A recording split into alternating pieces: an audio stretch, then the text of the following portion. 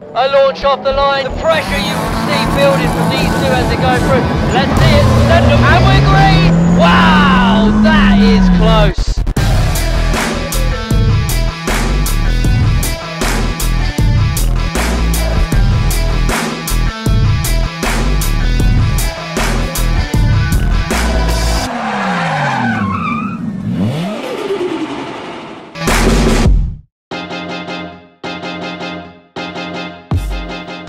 Rockingham Raceway in the United Kingdom. Around 100 street racers are gathered, driving everything from MX-5s to Subaru Imprezas to Beamers, to Caterhams, to mutilated Micras and pimped out Pumas, to some of the most tweaked JDM weapons this side of Tokyo. Fueltopia is a car culture community, and Formula G is where this huge cross-section of racers come to test their cars and their skills under the keen eye of the organisers keeping time. And you can spend as much or as little on your car as you like. I bought it as a 1.6, normally aspirated, paid £180 for it. But don't be fooled, this is not banger racing. Made my own manifold, downpipe, turbo, sourced my own injectors, fitted ECU that I remapped myself, wired it all in. This is running around about 450 horsepower on high boost. Alignment lowered, it's got a wider track. DCCD gearbox, fully forged engine. Changed the engine and gearbox, then braided the suspension, different ECU. Mazda MX-5, non-turbo, non-supercharged. I think I'm the only one down here. But above all, when those lights go green, every driver is here for one thing. There's no second place for me. I always come here to win. I am one for mind games, I quite enjoy it. Upset a few people from appearing back because they're like, oh my god. You've been Ken Block, right? Yeah, a couple of times. Yep, you heard that right. The G stands for Gymkhana. So, without further delay, let's hit the track and find out what it takes to tame it. First, it's essential to get a good start off the line. Too much gas and you'll lose traction and fall behind in the all-out drag race down the centre to the far end of the course, hitting speeds of up to 70 miles an hour as you turn 90 degrees around the tyre wall away from your opponents. And then back again into the Nankang figure 8. And then dart back down the centre line towards the start before veering 90 degrees to the centre barrel. Once around, and then it's back up to full pelt into the washing machine section for 2 close proximity revolutions within the coned off area. Meanwhile, your opponent is doing exactly the same as you on a mirror image track. And as the world spins by during these donuts, you might capture glimpses through the chaos of whether the other guy is ahead or behind. And then it's make or break. A 180-degree turn back over the start line and safely into the stop box. Just don't hit anything while you're out there because that's a 2-second penalty for each violation. Don't get lost because that'll cost you time. Oh, and whatever you do, don't cross that line in the stop box because that's a DNF. When both cars are finished, swap sides and do it all again. The quickest combined time wins the battle. Make sense? Right, let's crack on. We kick off with the U1 final where John Moffat in the blue has qualified almost 5 seconds faster than Mark Elder in the yellow. So let's join Nigel Pope, who is trackside.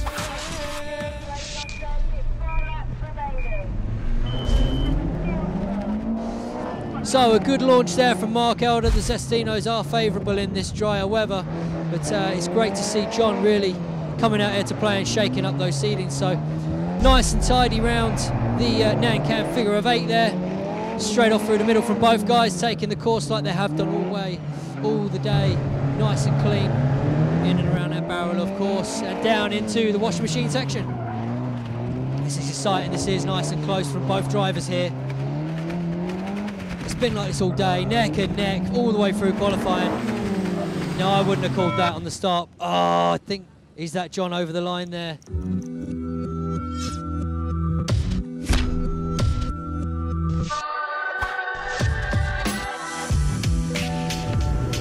So, we're up and lined up now. Tree up and shining. So let's see how this handles. I mean, John seems to be really holding the pressure here on the Formula G. He must have got a lot of that skill from auto test, all very similar. So they're off the line now. So again, Mark has launched relatively quickly there, but I think John got him this time. So it's interesting. It's a different start on the way around today that they did earlier on. So that's a clean run from both round the Nan Can tyres. Nip round the edge there of the water barriers, and of course the all-important tight 360 there into the washing machine. It looks like John's really got him here. Nice and tight on the barrel. Mark, of course, always tidy. And it looks, let's just see if John can really stop in the box now, which he has done. It's fantastic. So both in the box, 2 clean runs. Times will go down. Great running from both of these guys. I am absolutely stoked. I knew that I had to go out hard because I know he's quick, but he's vulnerable. He's made the mistake before. So I knew I just had to go out as hard as I could, push him and just keep it a nice, clean drive, and that's exactly what I did. So I'm just chuffed a bit, so happy. Over to all-wheel drive. And the yellow Jonathan Buck has struggled today and found himself down the rankings, so he faces top qualifier Dimitri. But as Bucky told us earlier, all-wheel drive ain't supposed to be easy. This is the level that it all should be at. Really, we need more all-wheel drive guys here because it's the exhilarating fact of you've got all 4 wheels spinning, you know. This was actually my road car. Bought this as a family to take the kids and Mrs. shopping car. Did one event, got absolutely hooked, and it's just gone from one, you know, from that level right up to next level. So this is a really interesting battle. Neither of these guys will have wanted to battle this soon. Both fast off the launch, but I think Dimitri's got it out there on that right-hand lane. Now, for those who don't know, of course, these two are racing for the same team. They run the same mechanic in this series. And Dimitri seems to be pulling away pretty sharply. Straight into that 360 section. Now, neither of these guys very, very often make a mistake, so these should be both clean runs, both sides. It'll only be the pressure if anything does happen at this stage. Clean stop in the box there from Dimitri, and same also from Bucky. So these guys are really, really tight off of the track. They're great friends, in fact, of course teammates, and they usually like to have a little battle later on at the knockout stage, so unfortunately one of them will go. And at the moment it looks like Bucky's really got his work cut out in that bright yellow Subaru. But don't forget, of course, anything can happen. All they got to do is clip a barrel, nudge an obstacle. There's 2-second penalty there, and you soon find yourself taking up those times. Green light for 2.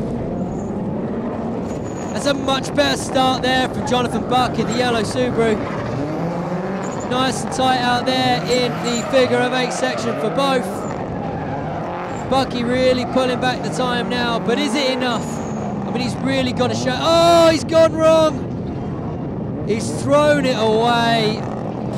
That is not something we see from Jonathan Buck in the yellow Subaru.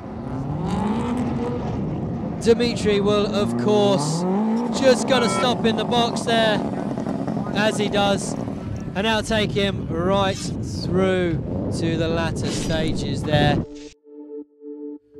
So a solid win for Dimitri there secures his place in the final battle, and Jonathan Buck still has a shot at the podium if he wins the P3 battle.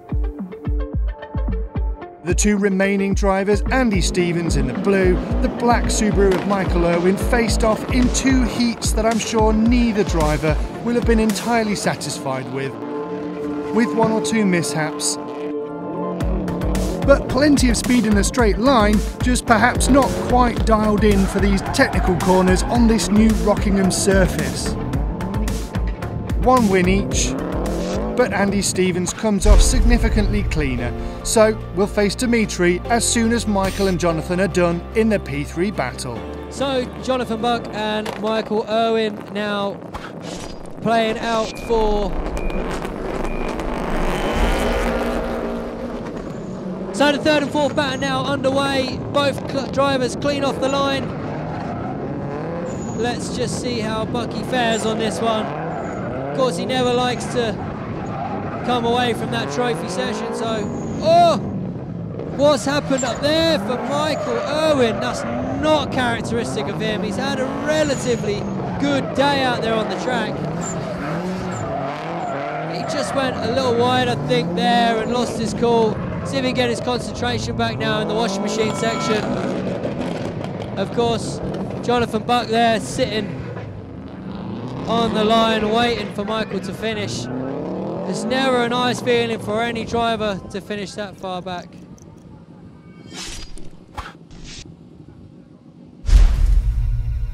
Right, we'll leave Michael to apply some zip ties and we'll be back after the break.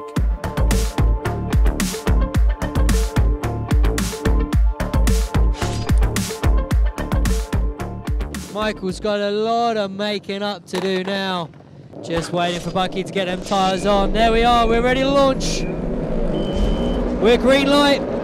Michael Irwin off the line there, I think a lot faster than Bucky, which is great to see. He hasn't knocked his confidence clipping that barrel on the back there. Tidy through the figure of 8. Let's hope he keeps it tidy around the back part. He sure does. Save the bumper for another day, I think. Bucky's pulled them seconds back. May not have been as quick off the line, but he's certainly smooth around them obstacles in this left-hand side. Nice, clean washing machine section for both drivers. And Bucky over the line again, first on that one. Made a massive mistake in my semi-final battle. Dimitri's always going to be hard to beat anyway, but when you beat yourself, you just get down. And I thought I came back out and pulled it out of the bag to do some really good runs and get that third place. So we move now on to the finals of the all-wheel drive here at Rockingham Raceway. So I think a fast launch there from Dimitri is taking him into that tyre wall at the back first. Andy Stevens, calm as a cucumber as always. Nice tight lines through the figure of 8 section from both drivers there.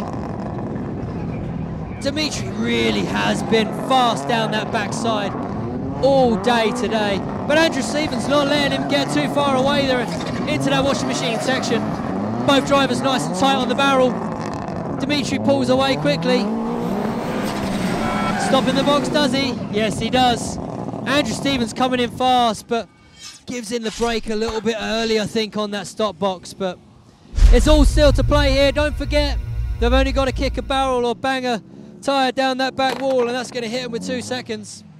Let's just see how the pressure fares on Dimitri today, because he's really close to him, really pushing him to the mark. So great to see a nice challenge for Dimitri. It's a lovely service here at Rockingham, so let's see how this second run goes. I think it was pretty even Stevens there for both drivers off the launch. Pretty close knit on the figure of 8 from both sides. Slightly wider there on the kick out from Andy Stevens on the right hand side. Oh, maybe a little loose on the back end there, unfortunately for Andy Stevens. Might have just thrown it away on that section. And remember, a clip from a barrel here. No, clean as ever there from Dimitri. I think we can see our winner there. Great run today. Did Andy keep you on your toes today? Yes, of course. Every driver keeps me pushing, and whatever it is, if it's a final, you got to put your best, I think, you know. So it would be interesting to see what the time was. Was it better than qualifying, or is it not? But it doesn't matter now. Win is a win.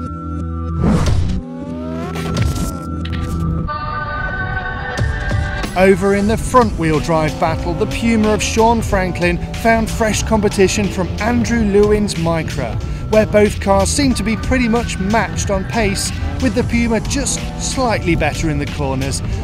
But the straight line battle between these two converted domestic runarounds was intense, with Sean taking the overall win by just under a second. I'm absolutely buzzing, I'm sweating like anything. I just didn't even think I was going to do that.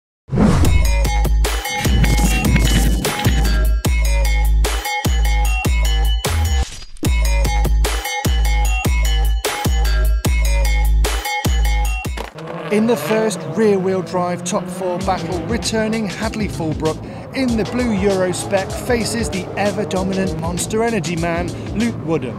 Both highly experienced in this class of racing and matched almost exactly on pace. In the first battle, Hadley taking it by a fraction of a second.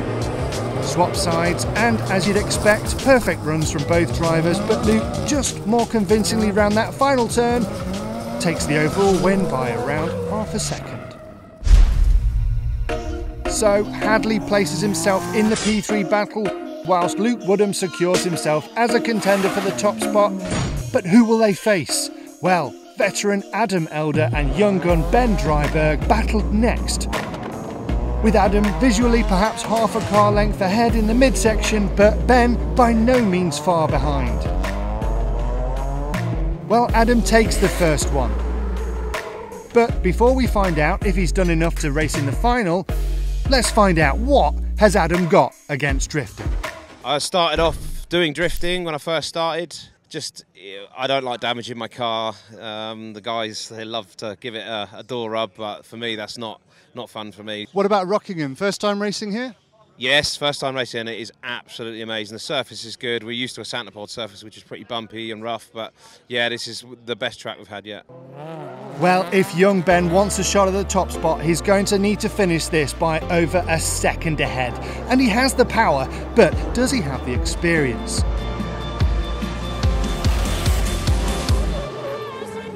Well, in the second heat, he takes the win, but by just a fraction of a second, so he'll face Hadley in a well-earned third place battle. But before the podium battles get underway, let's meet the young Scottish driver. Surely you haven't got a driving licence, so tell us about being 14 and driving something like this. It must be amazing, right? It's amazing. How did you get started though? Because surely you didn't just start on this track. No, we were from Scotland and there was a Scottish version, and I got an MX-5 for my 12th birthday, so I started then. Yep, you heard that right, an MX-5 for his 12th birthday. Now let's see if he can win himself a spot on the podium. A launch off the line, clean from both. The power's certainly getting thrown down into those tyres from both drivers now. Clean figure of 8 section, both relatively tight. Slightly more kick out with Ben there. The mid-section. Nice and tight from both. Relatively close there. Ever so slightly, I think, by a gnat's whisker in Hadley's favour. But Ben can pull it back here as the pull-off. Nice clean launch from both round the barrel. Wow, that is close. This is serious stuff. How we're seeing these guys in a third place battle here, I do not know. With driving like that, that's podium stuff from both guys here. Both lining up those tyres ready for their last run of the day. Let's see it, send them.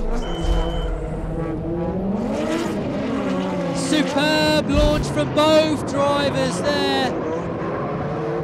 Kicking both back ends out after that tire wall in the back, clean in the figure of 8. Gonna really pull it through now, tuck it through the middle if you will. Into that midsection, relatively close still. See how that final 360 section goes. I think Hadley pulled away quicker, but more power from Ben caught him up. Washing machine's clean. Hadley's pulled away a little quicker. Can Ben pull it back now? It's pulled away a little. So Hadley, all right, he had 3 times the power in his car, but he's half your age. Did he get you quaking in your boots? There was a little bit of squeaky bum time, but not too much. You know, all that power is no good if you can't get it to the floor. So, you know, it's a fine line between the two. And it just proves you don't need loads of power to be able to get around this kind of circuit quick. It's final battle time now, but Luke Woodham very nearly didn't even get to compete today. Everything was going fine until 2 weeks ago when I blew the engine doing demos. So new engine's in, running sweet. Unfortunately, the alternator is now packed up on me. So I have an alternator en route here now. So I'm going to quickly throw it in the car, get out, battle, and hopefully win the event. So how long have you got to do all of this? It's an hour, I think. So as long as my guy gets here with an alternator, we'll be fine. Well, he's up and running now. Let's get underway. Luke and Adam Elder straight off the line. Luke, of course, in the Monster Energy, and Adam Elder in the blue and red retro. Both tidy around the back section there into that figure of 8. The pressure you will see building from these two as they're going through, but no strangers from this part of the course. Quite tight around that back section there. Luke's certainly a little ahead, but Adam will catch him on the launch just here, we know. Round there in the washing machine section, both drivers keeping it tight to the wire. There's certainly no gap there from the barrel. Luke seems to have taken the turn around there a little neater and over the line, and both stopped in the box. It's always exciting watching these two experienced racers driving out there. Both spend a lot of time and effort modifying and customizing these cars, certainly to their personal requirements. Both drivers have been here in a final knockout situation before for those first and second places. So let's just see how the second run goes. And we're green! Adam certainly looked like he got away off the line quicker there. Certainly a faster reaction time to Luke, but Luke is no stranger to pulling things back later part in the stage. So there we are already neck to neck through the back start of the figure of 8 into the middle section. In fact, I think Luke got there first. Keeping it tight around that centre barrel. We're coming through to the washing machine section. Both drivers neck to neck on the second spin. Also launch away from Adam, pulling it through on the final spin. And Adam's first over the line there. Both drivers in the box, kicking it sideways. Wow, that was close. So second place there takes for Adam Elder. First place, Luke Woodham.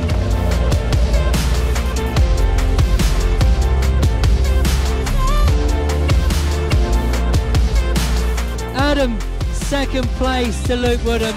Always a smile on your face though, mate. Have you had fun today? I've had loads of fun today. A bit disappointed with that, but wow, that must have been milliseconds in that.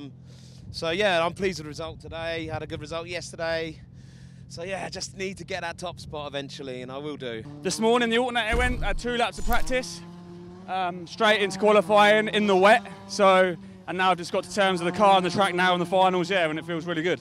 Yeah, it's great to see. I mean, of course, we kept up to date with it earlier when you had issues with the engine. Nothing seems to phase you. What do you think your secret is to really nailing down these tracks? Because I know that people only get them on the day, if not the day before. So what's your secret?